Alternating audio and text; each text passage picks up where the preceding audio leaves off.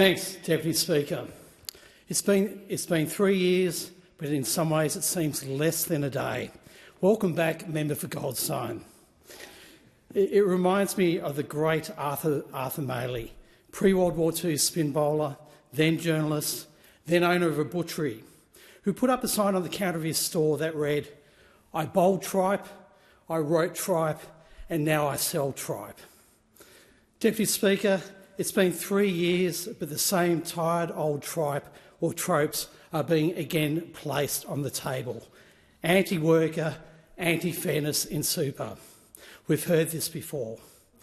Nonetheless, Deputy Speaker, I rise to speak to the motion brought forward by the member for Goldstone.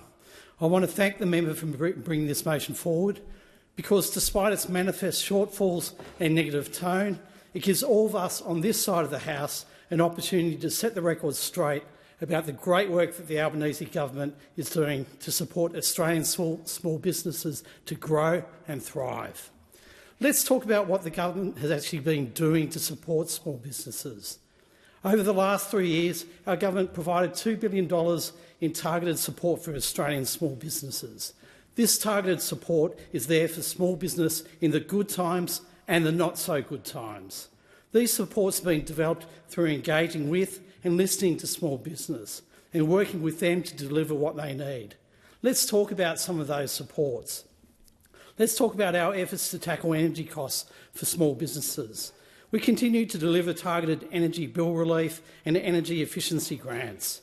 1 million small businesses have been able to access up to $800 in bill relief and up to $25,000 in grants to fund energy upgrades. The grant program in particular is worth more than $56 million in total. Let's talk about the $33.4 million we have spent to improve payment times for small business, including the overhauled payment times reporting scheme. Let's talk about the $60 million that's been invested in the Digital Systems Program, the Cyber Wardens Program, the Small Business Cyber Resilience Service and the Cyber Health Check. And, Deputy Speaker, let's also talk about the $400 million the government has put forward through the Industry Growth Program to help small businesses to develop, to innovate and to grow.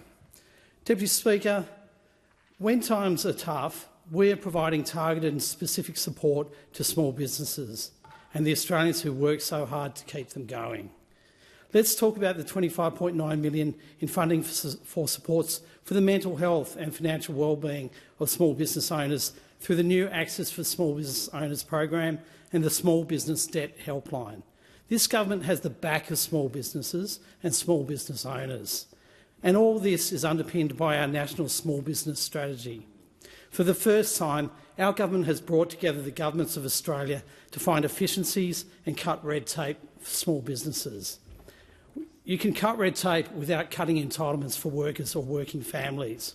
We have elevated the interests of small businesses to the very heart of government decision-making.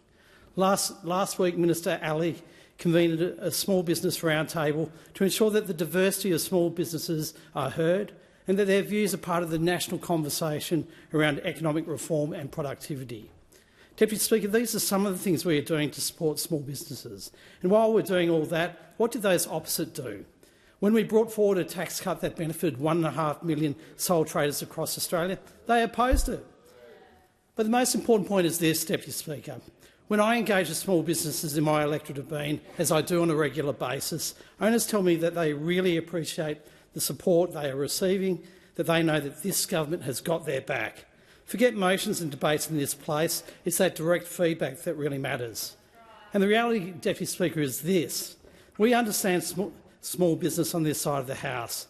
We understand the challenges, the struggles, the stress. We are small business owners across our Labor caucus. But those opposite, they don't understand, they don't care. This motion is emblematic of much we hear from those opposite these days. Pointless, tired and missing the point entirely. Selling tripe and tropes. They are lost in the wilderness and motions such as these suggest they have still some way to go to come out the other side.